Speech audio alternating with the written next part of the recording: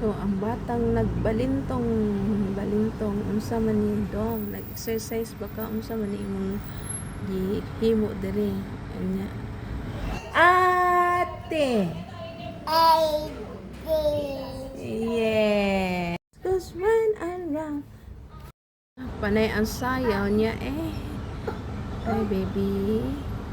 Nakakaalaw talaga ang batang maliit kahit pagod ka eh. Pagod mo. Ayan, nagluto na din ako ng pao.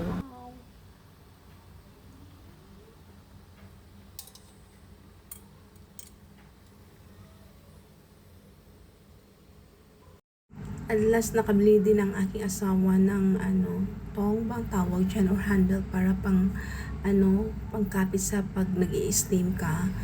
Yan. Salamat sa iyo, my husband. At ito na yung aking broccoli with carrots below. Just to steam this like this only, just put salt and black pepper or whatever you want, some nor powder if you want.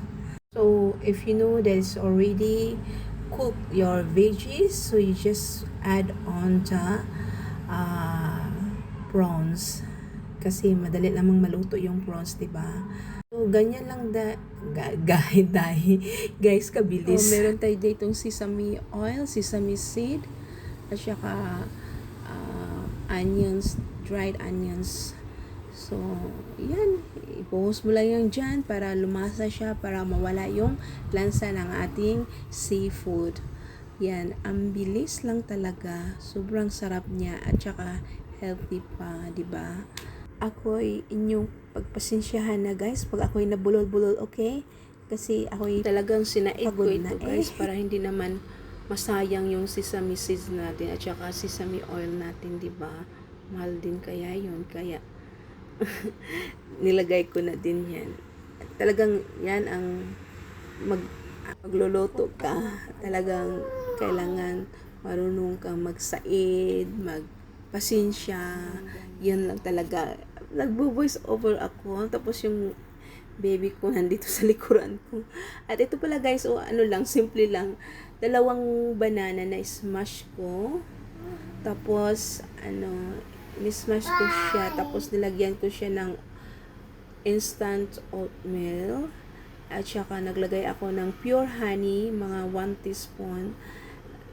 Basta, in-estimate ko lang kung magkano,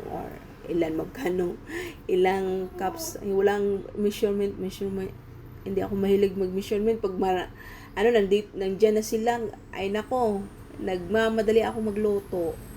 Ay kailangan, basta nilagay ko dyan honey, oatmeal, banana, and peanut butter. So, nilagay ko lang sa microwave ng 4 minutes and 30 seconds. And siya ko na lang din yan. Hindi ko rin alam.